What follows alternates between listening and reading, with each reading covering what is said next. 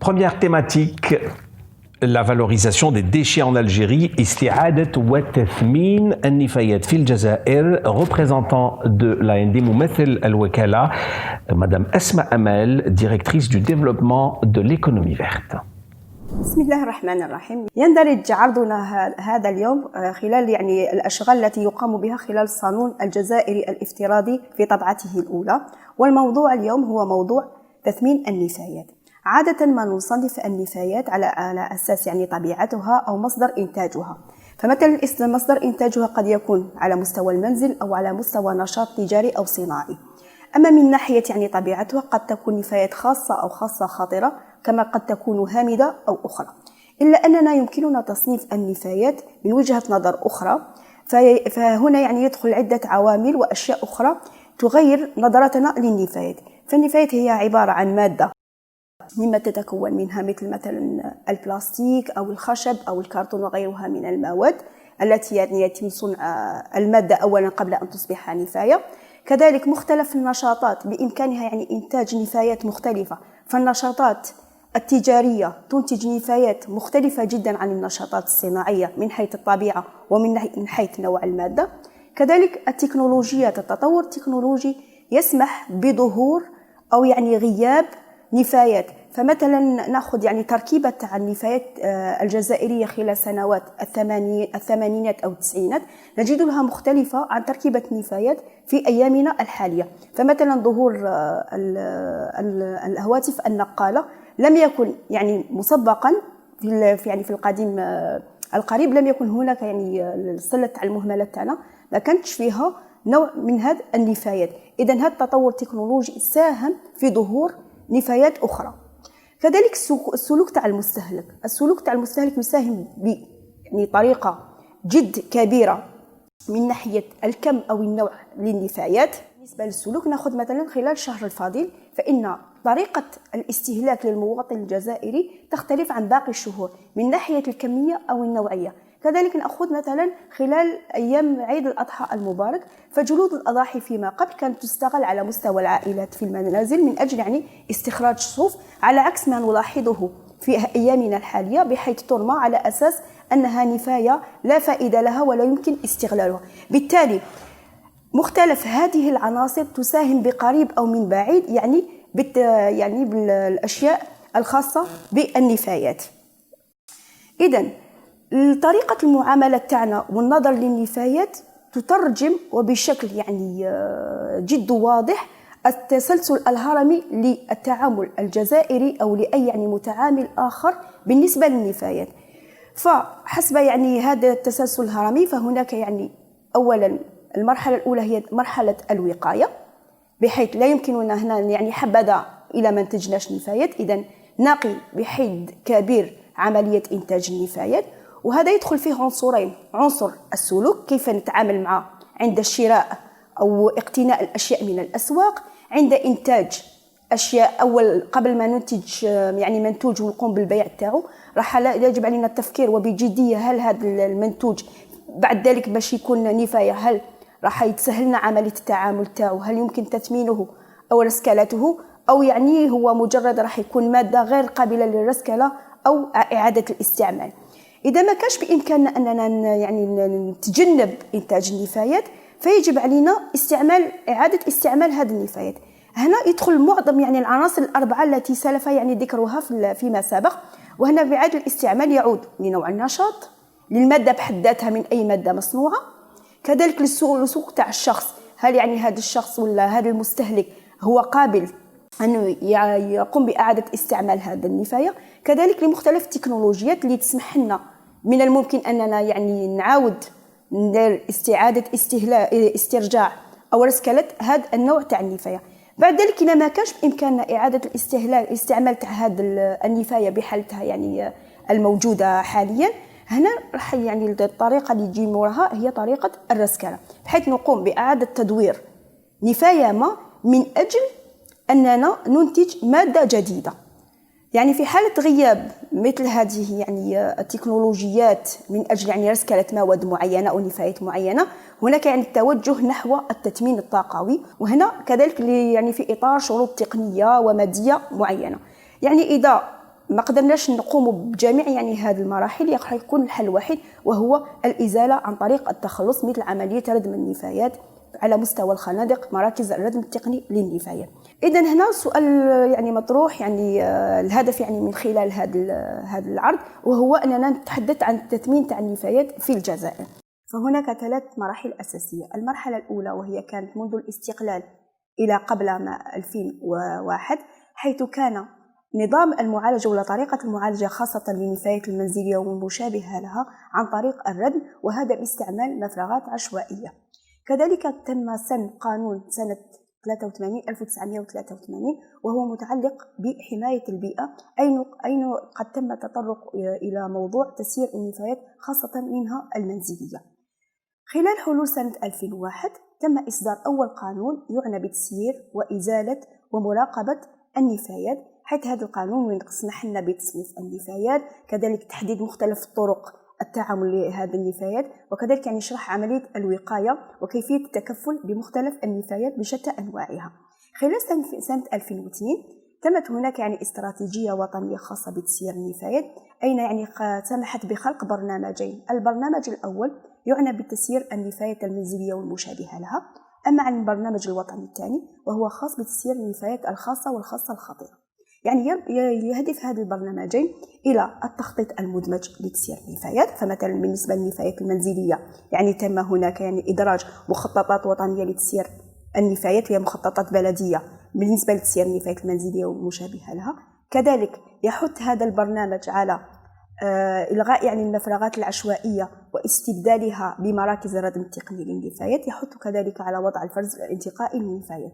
إذن مختلف يعني هذه البرامج تهدف في النهاية إلى تحسين احترافية في مجال تسيير النفايات. خلال ظهور يعني سنة الوصول إلى سنة 2018 هناك عدة تغيرات ومستجدات حدثت على المستوى الوطني والعالمي، وإن ألزم إلى إعادة النظر في الاستراتيجية القديمة واستبدالها وتحسينها باستراتيجية أخرى. الهدف منها يعني أننا نوصل خلال حتى آفاق 2035 إلى تقليص كمية إنتاج النفايات للفرد الواحد من المصدر، كذلك تعزيز الفرز الانتقائي وخلق فروع لتثمين النفايات، تطبيق كذلك مبدأ الملوث الدافع الذي يعتبر من بين الميكانيزمات والآليات التي تعنى ب يعني تمويل مختلف فروع تثمين النفايات من طرف الملوثين، وكذلك تعزيز دور القطاع الخاص.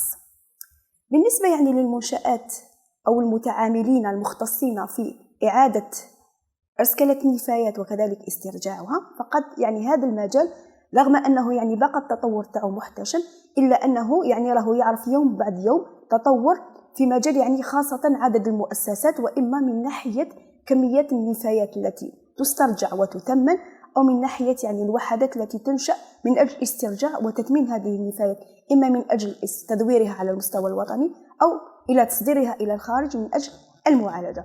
فخلال سنة 2014 كان عدد المتعاملين يبلغ حسب يعني إحصائيات للسجل التجاري، يبلغ عدد المتعاملين حوالي 2900 متعامل، وقفز هذا الرقم سنة 2019 إلى 4080 متعامل، أي بنسبة ارتفاع تبلغ 40% من عدد المتعاملين. يعني رغم أنه هذه المنشآت تطلب أموال طائلة من أجل أنني نوضع مصنع مختص في معالجة أو تدوير النفايات، إلا أنه رانا نشوف بلي هناك متغير ومستجدات وأكثر اهتمام للشباب الحامل للمشاريع في هذا المجال. كذلك يعني من بين الأسباب اللي ما خلتش يعني التطور السريع تاع هذه النشوءات هذه المؤسسات كما سبقنا ذلك أنه هناك مشكل التمويل، كذلك هناك مشكل أنه هذه المؤسسات ما توجدش الكميات بكميات يعني كافية وبالجودة المطلوبة تقنيا من أجل رسكتها، ناهيك عن أسباب أخرى يعني حتكون مناسبات أخرى أننا نذكرها.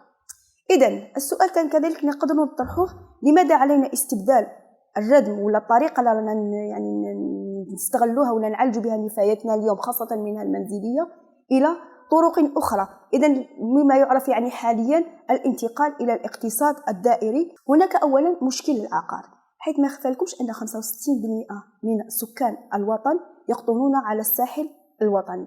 اللي يقول 65% من السكان يعني عندنا 65% كمية نفايات راهي تنتج على مستوى الشمال، اللي لازم نوفروا لها خنادق من أجل وضع هذه النفايات. هذا بالنسبة للمواطن الواحد لازم له 1 متر مكعب سنويا، إذا ما يعادل 400 هكتار يجب توفيرها. وكما نعرف أن عدم وجود وعدم توفر العقار على مستوى الشمال يلزمنا أن نغير في نظرتنا لطريقة المعالجة. إذن السبب الثاني اللي يخلينا ولا يشجعنا أننا نمر ونغير النظرة تاعنا في طريقة معالجة النفايات هي مختلف العائدات المالية التي قد تنتج عن طريقة استرجاع أو تثمين النفايات. فقد يبلغ بالنسبة للنفايات المنزلية والمشابهة لها حوالي 92 مليار سنويا كعائدات مباشرة، ناهيك عن نقدر يكون عندنا فوائد أخرى أو عائدات أخرى. فمثلا نأخذ كمية النفايات إذا قمنا باسترجاعها وتثمينها، عدم توجيهها إلى مراكز الرد التقني للنفايات، راح نوفر على البلديات ما يعادل 13.1 مليار سنويا، اللي كانت تشكل التمويل ولا دفع الرسوم من أجل أننا نردم النفايات على مستوى هذه المراكز. هذه الكمية، هذا التمويل اللي راح نقص لها التكلفة اللي راح نقصها راح تشكل لي نسبة ما يقارب 0.06 من الناتج المحلي الإجمالي. إذن النفايات تاعنا نقدروا نقولوا أنها مناجم حضارية وسبيل للتوفير. كذلك نأخذ مثال من نفايات البلاستيك من نوع البيوتي، اللي هي القارورات اللي نستعملها عادة من أجل المياه المعدنية أو المشروبات الغازية. هذه الكمية راح تفوق، المنتوج الوطني يفوق 4067 ألف طن سنويا. هذه الكمية الاسترجاع تاعها والتثمين تاعها راح يسمح بخلق 7600 نصيب شغل مباشر، ناهيك على التوفير في المواد الأولية الخام من بترول. راح يمد لنا الكمية تاع 3700 ألف طن من البترول. إذن عملية تثمين النفايات كذلك راح تنقص من استعمال المواد الخام الغير مستجدة اللي ما نحش نقدروا نسترجعوها. إذا قمنا بالاستعمال تاعنا ما يمكنش أننا نعاود نرجعها. كذلك النفايات تقدر تكون كمصدر طاقوي ومتجدد للطاقة. هناك مثلا على حسب نوع طريقة المعالجة، فبالنسبة للنفايات العضوية ممكن أننا نستغلها من أجل إنتاج طاقة، وهذا مثلا المادة العضوية إذا كانت موجودة على مستوى مراكز الرزم التقني للنفايات، فحين التحلل تاعها راح تنتج لي غاز يسمح لي هو غاز ثاني أكسيد الكربون أو غاز الميثان اللي نقدروا نستغلوه من أجل إنتاج طاقة كهربائية. كذلك خلال وحدات الهضم اللهوائي للنفايات العضوية، كذلك من إنتاج غاز الميثان هناك ممكن إنتاج طاقة، وكذلك إنتاج الحرارة اللي ممكن نستغلها على مستوى المساكن أو المنازل.